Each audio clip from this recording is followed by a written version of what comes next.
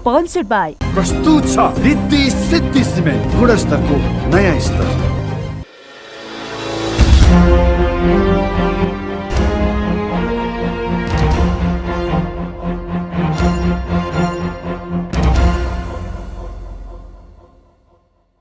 Accuracy, balance, credibility. यो ABC news, म कविराज विशी। कार्यक्रम हो अपरेसन बिग न्यूज। सत्य समाचार खोज्ने, तथ्य प्रस्तुत गर्ने र प्रस्तुतिलाई सन्तुलित बनाउने हाम्रो प्रतिज्ञा हो। यही प्रतिज्ञा पूरा गर्ने खरो प्रयास हो अपरेसन बिग न्यूज।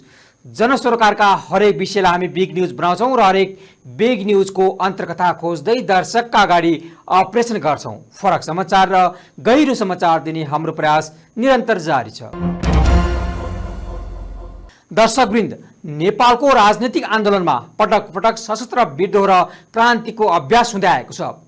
नेपालको राजनैतिक परिवर्तन र क्रान्तिको इतिहासका पानाहरू पल्टाउने हो भने शान्तिपूर्ण प्रतिस्पर्धाभन्दा सशस्त्र विद्रोह र क्रान्तिको प्रक्रिया नै प्रधान रहेको देखिन्छ।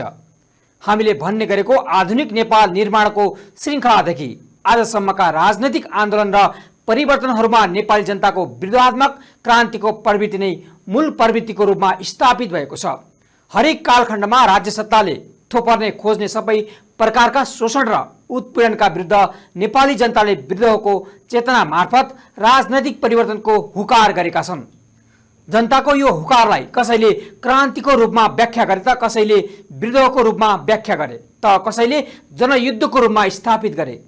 राणाहरूको जहानिया निरङ्कुश शासन व्यवस्थाका विरुद्ध नेपाली जनताले पहिलो पटक व्यवस्थित र विद्रोह मार्फत 104 वर्षीय राणा शासनको अन्त्य गरे। वास्तवमा 107 सालको क्रान्तिमा एकातिर 104 वर्षसम्म राणाहरूको कठपुतलीका रूपमा रहन बाध्य बनाइएका राजाको कार्यकारी शासक बन्ने इच्छा, अर्कोतिर अङ्ग्रेजको विरासतको रूपमा आएको भारतीय एकाधिकार पुँजीवादी शासकले नेपालमा आफ्ना असली दलाल खोजी गर्ने अभियान र नेपाली जनताले सामन्ती उत्पीडनबाट मुक्तिको खोजी गर्ने विद्यमान राजनैतिक अन्तर्विरोधबाट राणा शासन विरुद्ध आन्दोलन केन्द्रित हुनु पुग्यो।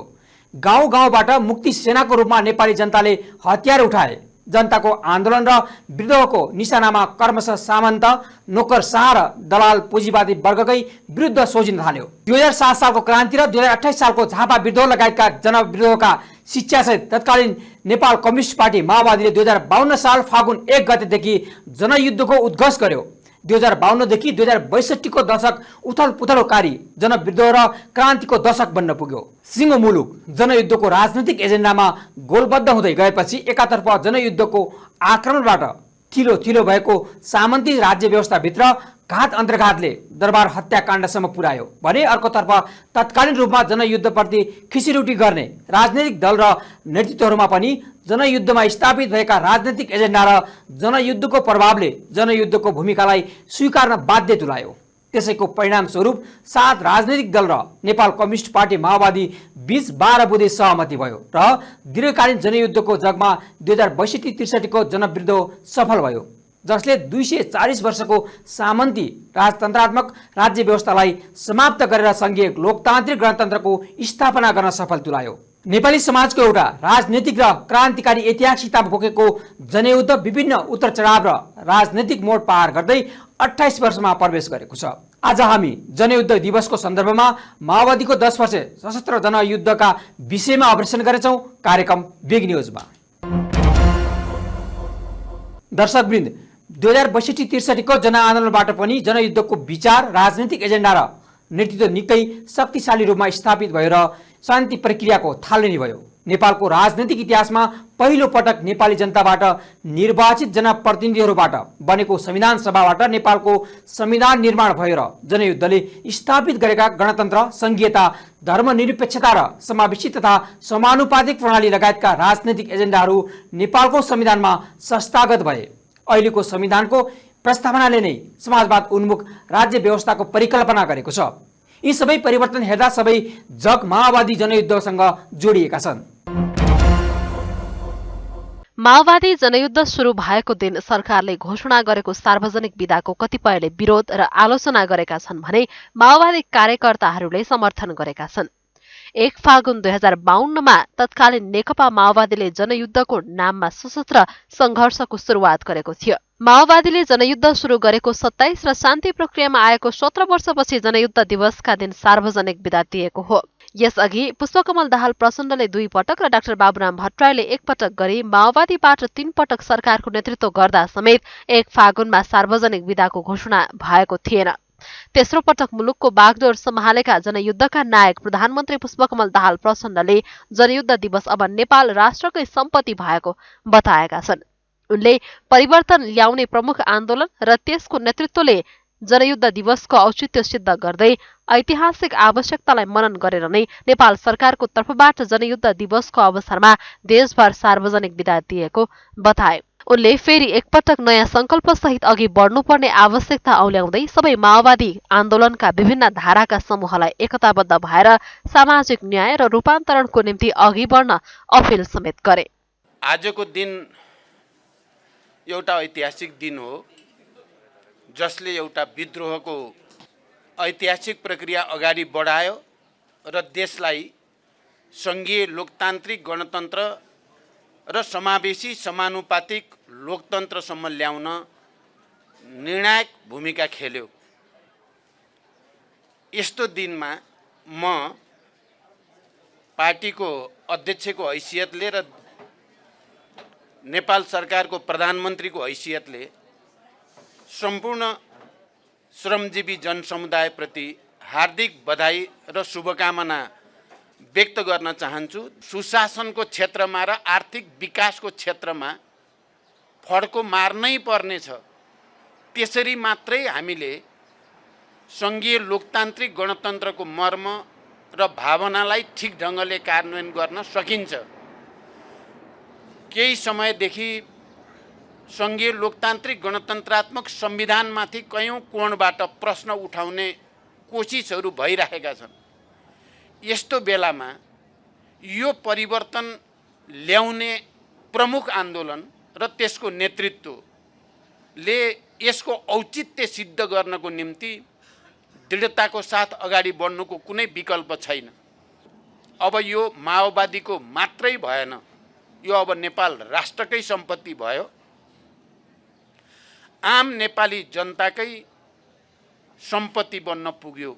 सार्वजनिक बिदा धेरै भएकाले घटाउनु पर्ने अभिव्यक्ति दिएको एक साता पनि नबित्दै प्रधानमन्त्री प्रचण्डले फागुन 1 मा जनयुद्ध दिवसको सार्वजनिक बिदा दिने निर्णय गरेका हुन्।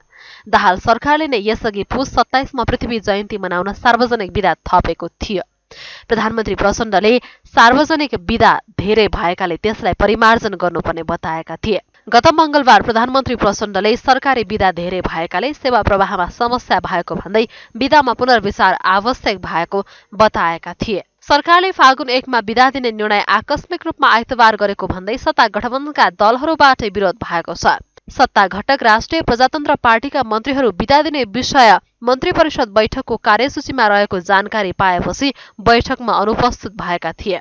सत्तारूढ नेकपा एमाले पनि फागुन 1 मा बिदा दिने प्रधानमन्त्री दाहालको निर्णय अपरिपक्व भएको टिप्पणी गरेका छन्।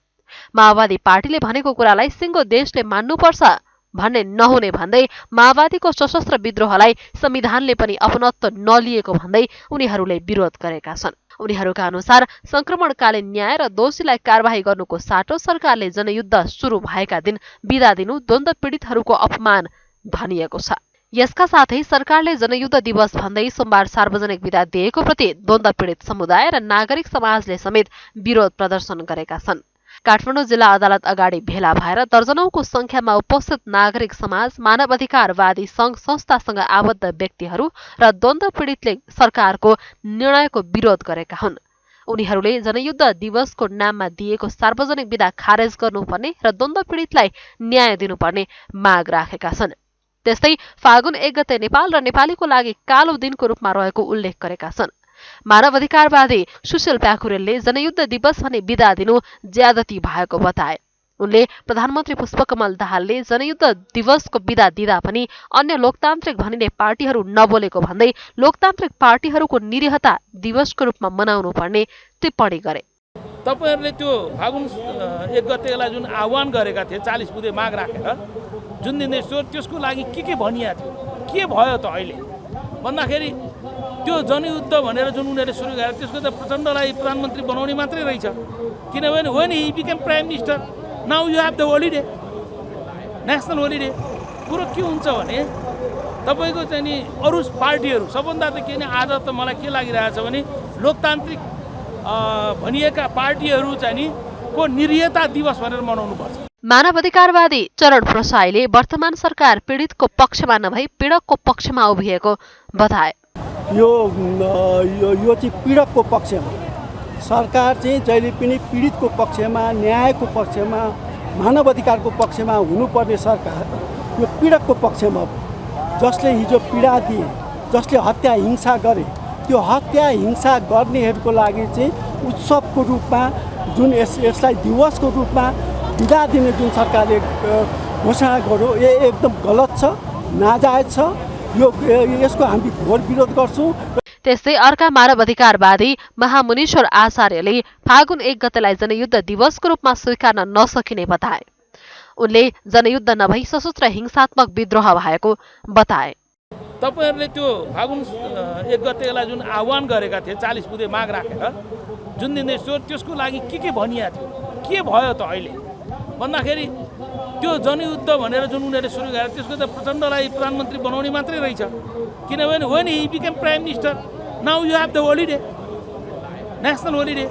कुरो के हुन्छ भने तपाईँको चाहिँ नि अरू पार्टीहरू सबभन्दा त के नि आज त मलाई के लागिरहेछ भने लोकतान्त्रिक भनिएका पार्टीहरू चाहिँ नि को निर्यता दिवस भनेर मनाउनुपर्छ। द्वन्द्व पीडित परिवारले आफूहरूले अझै न्याय नपाएको बताएका छन्। जनयुद्धको नाममा भएको युद्धमा अझै पनि हजारौं बेपत्ता भएको भन्दै उनीहरूको खोजी सरकारले नगरेको बताएका छन्। हजारौं अहिले पनि बेपत्ता छन्, हजारौं घाइते छन्। खै तिनीहरूको उपचार, खै हाम्रो बेपत्ता परिवार खोजिएको, खै हामीले न्याय पाएको, हाम्रो लाखौं सम्पत्ति करोडौंको सम्पत्ति लुटिएको, खै। विक्रमसम्म 2007 सालदेखिका क्रान्ति आन्दोलन, विद्रोह, मधेस आन्दोलन होस् वा विभिन्न जाति वा जनजातिको सामाजिक आन्दोलन, सबैको समग्र रूप नै गणतन्त्र र संविधान भएको हुँदा गणतन्त्र र संविधान दिवसमा बिदा दिएकोले यसमा सार्वजनिक बिदा दिइरहनु आवश्यक नहुने धारणा विज्ञहरूले राखेका छन्। एमाले अध्यक्ष केपी शर्मा ओलीको प्रधानमन्त्रीत्व कालमा 22 दिन सार्वजनिक बिदा कटौती गरिएको थियो। आकस्मिक बाहेकका वर्षभरि दिने बिदाहरूका सम्बन्धमा मन्त्री परिषदले चैत्रमा निर्णय गर्ने चलन छ। घनिष्ठ मित्र राष्ट्रका प्रमुखहरूको निधन वा देशभित्र ठूलो अप्रिय घटना हुँदा आकस्मिक बिदा दिने गरिन्छ। तर 28औं जनयुद्ध दिवस मनाउन लागेको माओवादी सरकारको नेतृत्व गरिरहेका बेला ठिक एक दिन अघि सार्वजनिक बिदाको निर्णयलाई माओवादी समर्थक बाहेक कसैले स्वीकार गरेका छैनन्। मन लाग्दा बिदा दिने र नलाग्दा नदिने विषयले सरकारमाथि आम नागरिकको विश्वास कम हुँदै जाने बताउन थालिएको छ। अहिले जसरी जुन बेला मन लाग्यो त्यही बेला बिदा दिँदा बिदाको पूर्वानुमानलाई खलबलाइदिने विज्ञहरूको बुझाइ छ। अपरझट बिदा दिने निर्णयले सर्वसाधारणले अनावश्यक खर्च एवं शास्ति बेहोर्ने हुँदा सरकारले दिने सेवा सुविधा पनि प्रभावकारी हुन सकेको छैन। त्यसकारण सरकारले जनभावना अनुसार सर्वस्वीकार्य रूपमा सार्वजनिक बिदाको निर्णय गर्नुपर्ने देखिएको छ। दर्शकवृन्द, 2007 सालदेखि पटक पटकका विद्रोह र जनयुद्धले स्थापित गरेका राजनैतिक एजेन्डाहरूलाई आत्मसात गर्दै तत्कालीन रूपमा जनताको जनवाद हुँदै आर्थिक समृद्धि र सामाजिक न्याय सहितको समाजवाद निर्माण गर्ने अभियानमा माओवादी केन्द्र रहेको छ। जनयुद्ध दिवसको सन्दर्भमा सिङ्गो नेकपा माओवादी केन्द्रले देशभर विभिन्न रचनात्मक कार्यक्रम गरी मनाएको छ। तर आजको दिनमा दिएको बिदाको विरोध गर्नु विरोधका नाममा विरोध मात्रै हो। यस्तो विरोधले जनयुद्धका उपलब्धिहरूको दायरा झन फराकिलो हुँदै गइरहेको छ। जनयुद्धलाई सिङ्गो नेपाली कम्युनिस्ट आन्दोलनमा मात्रै होइन, सिङ्गो राष्ट्रले संस्थागत गरिसकेको छ। साँचो अर्थमा भन्ने हो भने जनयुद्धले स्थापित गरेका विचार, राजनैतिक एजेन्डा र नेतृत्व प्रभाव बढ्दै गएको छ। जनयुद्ध दिवस मनाउनुको अर्थ जनयुद्ध र जनआन्दोलनका शहीदहरूप्रति श्रद्धा सुमन व्यक्त गर्नु, बेपत्ता योद्धाहरूप्रति एकबद्धता र घाइतेहरूप्रतिको सम्मान त हुँदै हो, यसको अतिरिक्त उहाँहरूले देखाएको बाटोमा दृढतापूर्वक उभिने प्रतिबद्धता पनि हो। यस अर्थमा जनयुद्ध र जनआन्दोलनको विचार, नेतृत्व र राजनैतिक एजेन्डाप्रतिको दृढता नै जनयुद्ध दिवसको सार्थकता पनि हुन जान्छ। थप प्रसङ्गसहित आउँछौँ केही बेरको ब्रेकपछि।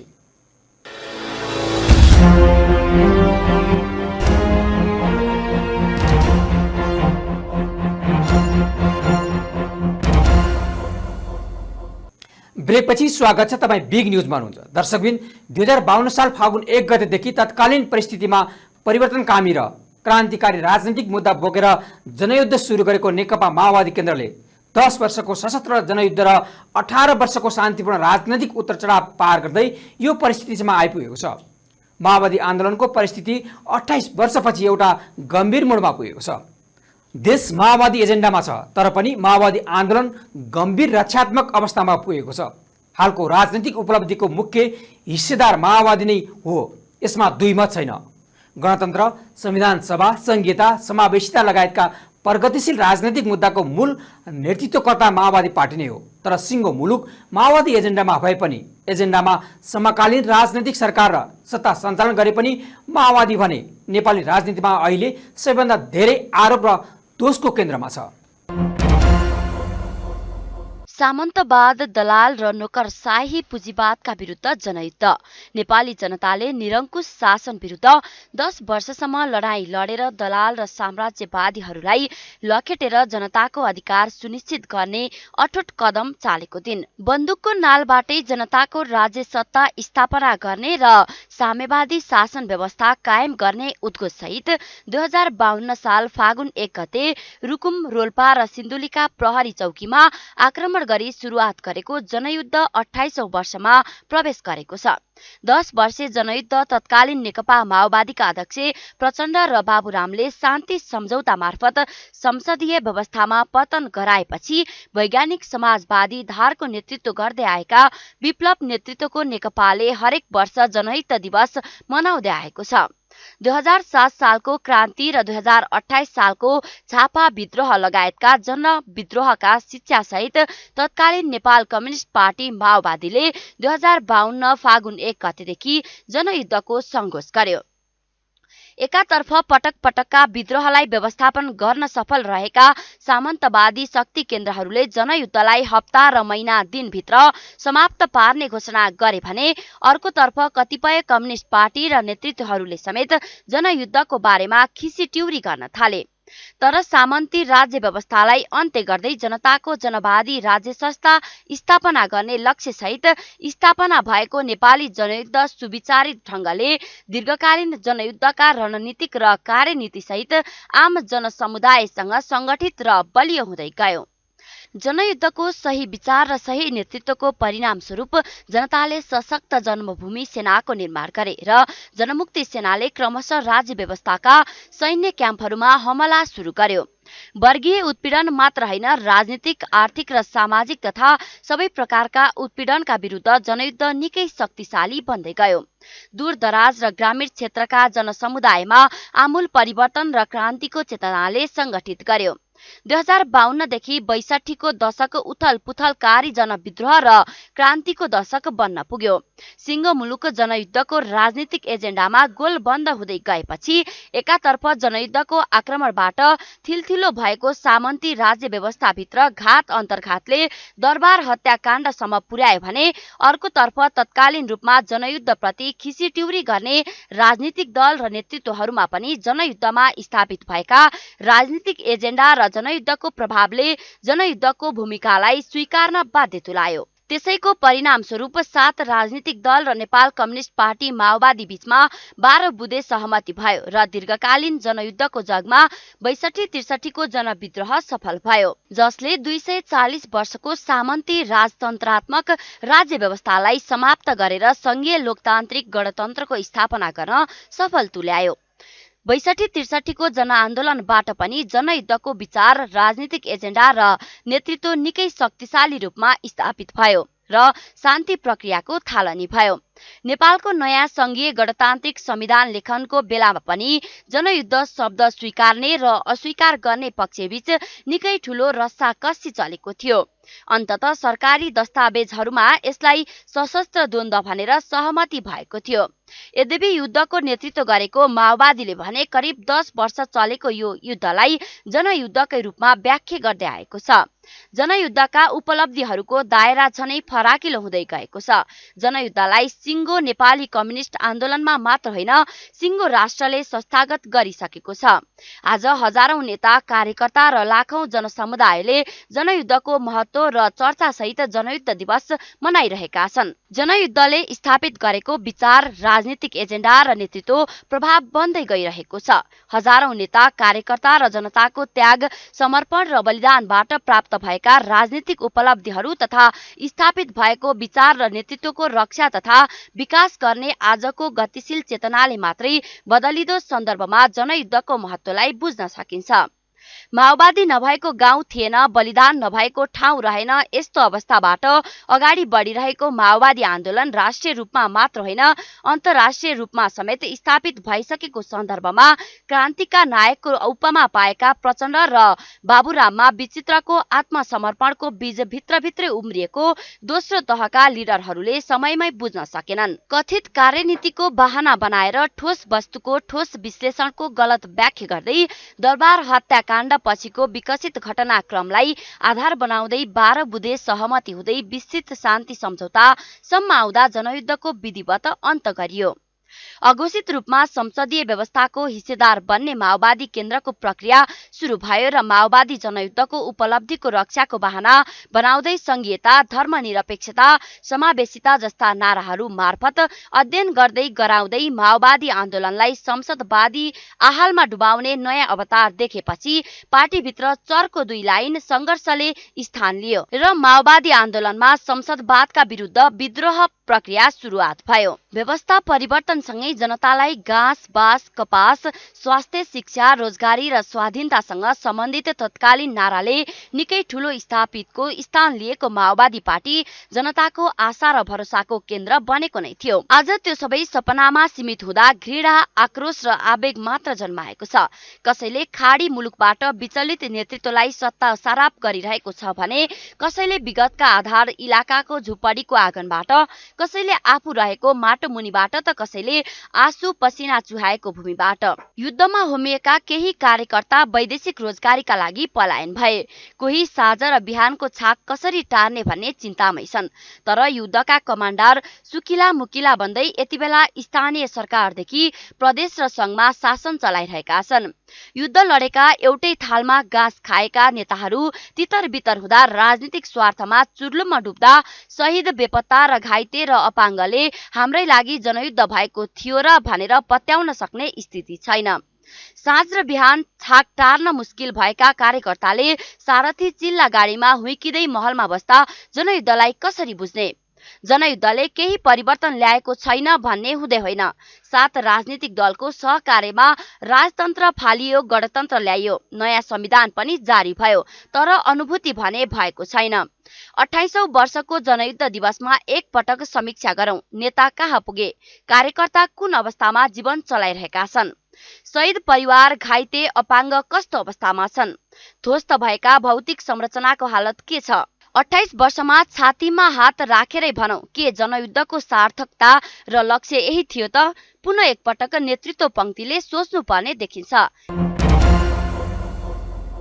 दर्शकवृन्द, जनयुद्धको मुख्य मुद्दा भनेको संसदीय व्यवस्था विरुद्धको थियो।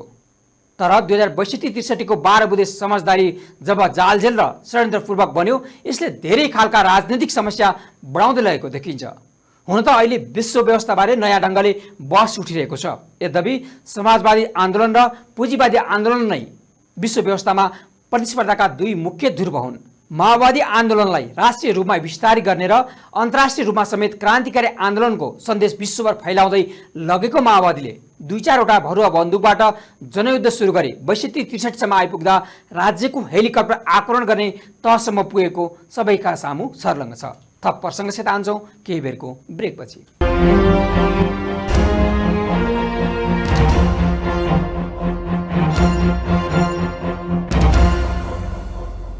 ब्रेकपछि स्वागत छ। तपाईँ बिग न्युजमा हुनुहुन्छ। दर्शकवृन्द, जनयुद्ध सुरु गर्न पूर्व तत्कालीन प्रधानमन्त्री शेरबहादुर देउवासँग 40 बुँदे माग राख्दै जनयुद्धको उद्घोष गरेको माओवादीले 56-57 सम्म आइपुग्दा नेपालका अधिकांश ग्रामीण भेगलाई पुनः नियन्त्रणमा लिएर आधार क्षेत्र बनाएको थियो। तत्कालीन शाही सुरक्षाकर्मी माओवादी कारबाहीले सागरदी सदरमुकाम केन्द्रित भएर गाउँ गाउँमा माओवादीले जनसत्ता र जन अदालत सञ्चालन गरेको थियो। जनयुद्धको छोटो समयमै माओवादीले एउटा महत्त्वपूर्ण राजनैतिक वैकल्पिक शक्तिको रूपमा उदय भएको थियो। तत्कालीन प्रधानमन्त्री देउवाले गुलेलीले हानेर युद्ध तथा विद्रोह गर्ने माओवादीको दिवा सपना भएको भन्दै जनयुद्धलाई मजाकको रूपमा लिएका थिए। तर माओवादी जनयुद्ध एकपछि अर्को शक्तिशाली र प्रभावशाली बन्दै गयो। तब तत्कालीन सरकार माओवादी आन्दोलनसँग सशङ्कित हुन पुगेको थियो। कतिपयले दुष्प्रचार गरेर भने जस्तै जनयुद्ध कुनै लहर वा आवेगमा सुरु गरिएको थिएन। इतिहासका विभिन्न क्रान्तिको सफलता र असफलताको अनुभवलाई संश्लेषण गरेर देशको ठोस परिस्थितिको मूल्याङ्कन गरेर नेपालको क्रान्तिको बाटो तय गरिएको थियो। 4-5 वर्षको वैचारिक, राजनीतिक, साङ्गठनिक र व्यवस्थापकीय तयारीपछि मात्रै सशस्त्र जनयुद्धको थालनी गरिएको थियो। 2051 फागुनमा चितवनमा सम्पन्न पार्टीको तेस्रो विस्तारित बैठकले जनयुद्धको ठोस रणनीति र कार्यनीति निर्माण गरेपछि वर्ष दिनपछि घनीभूत तयारीमा जुटेको थियो। नेपाल जस्तो अत्यन्त भौगोलिक र जातीय तथा सामाजिक विविधता भएको भारत र चीन बीचको जटिल भू राजनीतिक चेपुवामा रहेको र सयौं वर्षदेखि मध्ययुगीन जडतामा फँसेको मुलुकलाई एकैचोटि जरेदेखि हल्लाएर क्रान्तिकारी परिवर्तन गर्नु युगको आवश्यकता थियो। त्यस हिसाबले जनयुद्धले सबैमा जागरण र विद्रोह भाव पैदा गर्यो। सामान्य अवस्थामा भए यतिको परिवर्तन हुन 50औं वर्ष लाग्थ्यो। पछिल्लो चरणमा भएको मधेस आन्दोलन, थारू आन्दोलन, जनजाति आन्दोलन पनि जनयुद्धले सल्काएको सामाजिक डडेलोकै विकसित रूप मान्नुपर्ने हुन्छ। 2046 को आन्दोलनपछि राजतन्त्रात्मक, एकात्मक, धर्मसापेक्ष संविधानको छत्रछायामा रमाइरहेका कांग्रेस र एमाले समेत अन्ततः संविधान सभा, गणतन्त्र, धर्मनिरपेक्षताको पक्षमा सामेल हुनु जनयुद्धकै परिणाम हो। त्यसैले नेपालको राजनीतिक, सामाजिक रूपान्तरणमा जनयुद्धको भूमिका ऐतिहासिक रहेको तथ्यलाई सबैले स्वीकार्नै पर्छ। माओवादीका केही नेताहरू शक्ति, सम्पत्ति, सत्ता, देवत्व, नातावादका कारण पार्टी संगठनहरू मुद्दाबाट विमुख हुँदै गएका छन् भने नेपाली समाजमा वर्गीय र सामाजिक अन्तर्विरोधहरू ज्यूका त्यों छन्।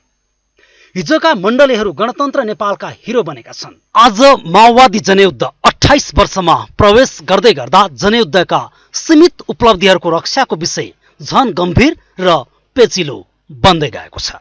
केही नेताको सुरक्षित राजनीतिक अवतरण भए पनि माओवादी आन्दोलनले जन्माएका हजारौं नेता कार्यकर्ताको अवस्था भने अहिले झनै दुःखद र दयनीय बनेको छ। जनयुद्धका मुद्दा, मूल्य, मान्यता र आदर्श व्यवहारिकता भए त्यो सँगै हजारौं नेता एवं कार्यकर्ताको राजनीतिक एवं सामाजिक भविष्य अन्यलमा परेको छ। आन्दोलनका क्रममा घाइते भएका अनि अपाङ्ग भएकाहरूको अवस्था झनै दयनीय छ। शरीरमा लागेको बमका छर्राहरूले अहिले पनि दुखाइरहेका छन्। गणतन्त्र, संघीयता, धर्मनिरपेक्षता, समावेशिताका लागि लडेका योद्धाहरू आज यही गणतान्त्रिक नेपालमा अपराधी हुनु परेको अवस्था छ। ज्यानको बाजी राखेर ल्याएको गणतन्त्रमा आज हिजोका कतिपय प्रतिकार समितिका नेतृत्व समूह स्थानीय सरकारका प्रमुख, उपप्रमुख बनेका छन्। आफ्ना गुमाएर ल्याएको गणतन्त्रमा हिजो युद्ध लड्ने योद्धाले कुनै अनुभूति गर्न सकेका छैनन्। हिजो गणतन्त्र विरोधी नारा लगाउनेहरू आज गणतन्त्र ल्याउनेहरूको नाममा दर्ज भएका छन्। युद्ध थाल्दा समाज जुन अवस्थामा थियो त्यो भन्दा सबै हिसाबले खराब अवस्थामा पुग्दैछ। अहिले गाउँ गाउँ जस्तो रहेन, शहर शहर जस्तो भएन। गाउँमा अहिले बस्ने अवस्था नै छैन, किनकि त्यहाँ हुर्कँदै गरेका युवा युवतीको सपनाले पखेटा फैलाउने ठाउँ नै छैन। स्तरीय शिक्षा छैन, बिरामी हुँदा उपचार पाइँदैन, पेट अगाउन्जेल खाना खान पाएका छैनन्। माओवादी आन्दोलनको मुख्य मुद्दाले ठूला र शक्तिशाली भनिएका दललाई चुनौती दिएको थियो।